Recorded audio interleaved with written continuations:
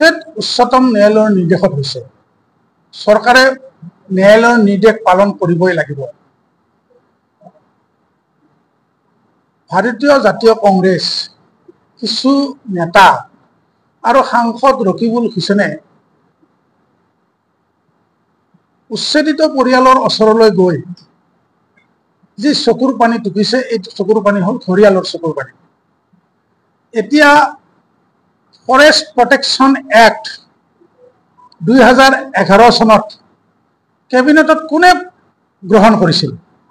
2012 চনত এই ৰুল কোনে প্ৰস্তুত কৰিছিল? ইয়াৰ প্ৰতিটো দফা সেই সময়ৰ ৰাজহ মন্ত্ৰী প্ৰয়াত ভূমিধৰ বৰ্মনৰ নেতৃত্বত হৈছিল। তেতিয়াতো ৰকিবুল হুছেইন ডাঙৰীয়া শক্তিশালী মন্ত্ৰী আছিল।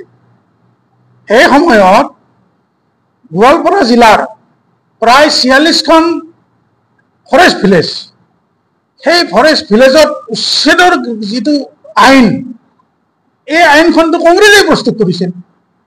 সেই সময়ত এই মুছলমানসকলৰ কাৰণে বা যিবিলাক অবৈধভাৱে দখল কৰি আছে সেইসকলৰ কাৰণে কংগ্ৰেছে কিয় চিন্তা নকৰিলে?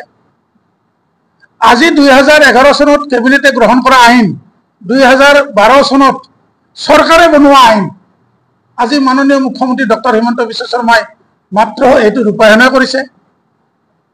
আজি মাননীয় ডক্টৰ হিমন্ত বিশ্ব শৰ্মাক গালি পাৰিলে কেনেকৈ হ'ব? বৰঞ্চ আমি তেখেতক সন্মানহে জনাব লাগে, ধন্যবাদহে জনাব লাগে যে আপোনালোকে কংগ্ৰেছৰ আইন এখন আজি আপুনি ৰূপায়ণ কৰিছে। গতিকে মই ভাবোঁ এতিয়া আৰু কংগ্ৰেছে ঘৰিয়ালৰ চকু পানী টুকি লাভ নাই। ধৰ্মীয় সংখ্যালঘু ৰাইজ, প্ৰকৃত ভাৰতীয় মুছলমান আজিৰ তাৰিখত কংগ্ৰেছৰ লগত নাই। বৰ্তমান মাননীয় মুখ্যমন্ত্ৰী ডক্টৰ হিমন্ত বিশ্ব শৰ্মাৰ সৈতে তেখেতসকল আছে আৰু থাকিব।